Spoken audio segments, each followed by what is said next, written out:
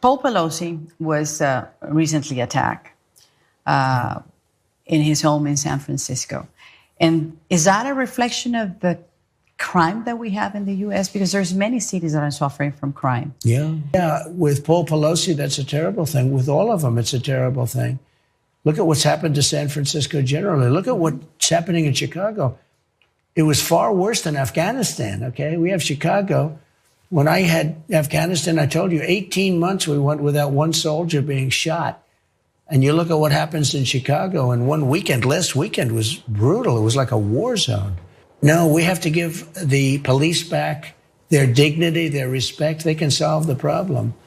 But today, if a police officer says something that's slightly out of line, it's like, the end of his life, the end of his pension, the end of his family. Because this country is out of control. You look at, and they're Democrat-run cities, almost exclusively. There's the lie that we always have to push. These Democrat-run cities. These Democrats are so soft on crime. These Democrats want more crime. Democrats crime. Democrats crime. It doesn't matter whether or not it makes sense or not. It doesn't matter if the facts actually support this argument. As long as you say it a million times and you already have people that are willing to believe anything that you say, of course, it'll be just the way it goes. More about what he said, though. Donald Trump has this speaking approach where he's always like, look at what's happening. What's happening, Donald? Look what's happening in Chicago. Look what's happening in San Francisco. Look what's happening in Afghanistan when no one died under my watch. What happened? Why don't you tell us what happened? Because I don't know, you're telling me, you're giving me the information. What happened in Chicago over the weekend? What was the bloodbath in Chicago over the weekend? Give me some numbers, bro. He doesn't have any. Also, give police some dignity. This is where it gets really disrespectful. Give police some dignity and respect. He says, when he says one police officer says something that's slightly out of line, he loses his life, his pension, his job, and his family. You know who lost their life, their potential pension, their life, their job, their family, and their dignity? Everybody who's been murdered by police when they're sitting there and they're lying on the ground and had done nothing wrong, but they've been harassed. We can go with some names. And the one who actually pushed many people to go and protest in the streets in the summer of 2020, George Floyd. Did he lose his life and his family and his dignity when someone was kneeling on his neck for that long? Let's talk about the cops, though. That guy lost his dignity and his pension. That's who Donald Trump cares about. And you wonder why we're upset from these things that are being said. Anyway, it goes. Let's shift back to the original point of why I want to talk about this. Those Democrat-run cities, and those Democrats love them some crime. Those Democrats want to take away funding for the police. There's a Democrat who's in charge of the entire party. His name is Joe Biden. I'm not sure if Donald Trump has heard of him before, but he said things like this. Mayor Adams, you and I agree. The answer is not to abandon our streets. That's not the answer. The answer is to come together. The police and communities building trust and making us all safer. The answer is not to defund the police. It's to give you the tools, the training, the funding to be partners, to be protectors, and community needs you. You know who was frustrated by that? Many progressives, many folks on the left saying, what's Biden talking about? But Donald Trump has to bring up Biden because that's the name that his minions, the followers, are always thinking about. It's him, defund the police. Here's that plan of defunding the police, as he just said he doesn't want to.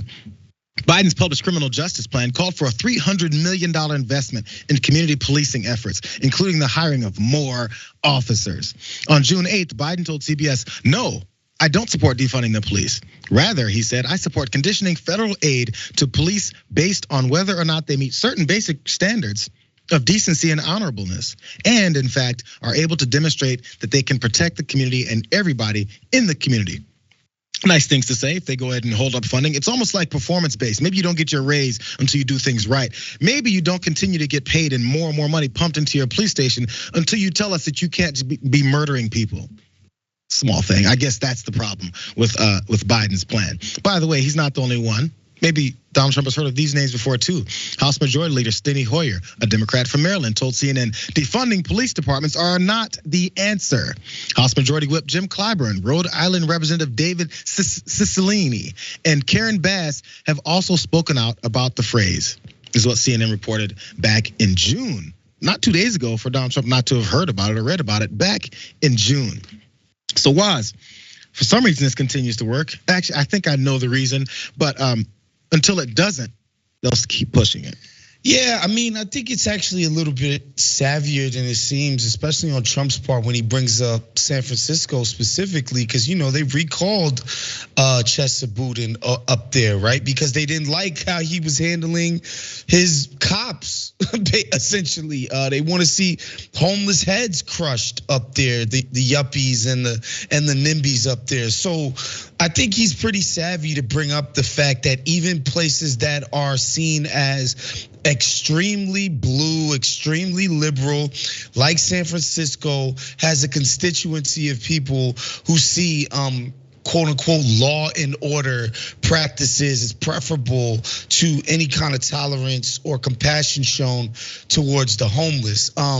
Obviously, we know the facts, Jayar. We could pull up the crime statistics of cities and states, and oftentimes the lost leaders are red states, deeply red states, law and order states. Cops get to do whatever the hell they want, states and cities, and oftentimes their issue with crime is no better than Chicago or some of these other places, right? You look like at a place like Memphis in Tennessee, or a lot of these other places like Little Rock in Arkansas, and a lot of these other places where, again, the Republicans are not just ascendant, they are dominant, and crime is a problem. It's not something that can be addressed with one policy or one fix, cure all. This is a systemic issue, and I think it's a little bit more holistic than somebody with the nuance of a freaking Donald Trump is gonna go about explaining in one interview.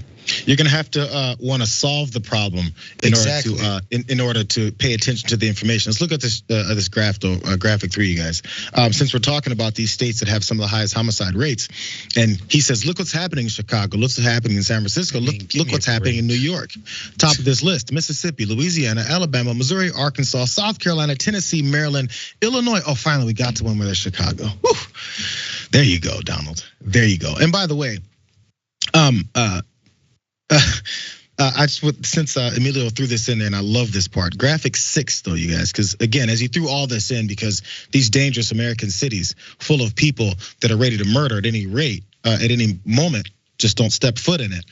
And also in Afghanistan, when no deaths happen because he is the commander in chief, the best of all time. That's also a lie too. Between 2017 and 2021, there were 45 hostile deaths. This is Afghanistan that he's talking about, and 63 total deaths, including non-hostile, during Trump's presidency. In 2017, there were 14 total deaths, and in 2018, there were 15, 23 in 2019, and in 2020, there were 11. Now, maybe those numbers are low for some people, they think, because, double digits only and things like that, and it's a war zone, all this stuff going on, right? He said 0, or he could have just shut his mouth and not lied yet again, but he needs to. It's what feeds his supporters, lies. If there's some truth, they turn on him. Don't forget, he mentioned that the vaccine works once and they damn near boot him off the stage.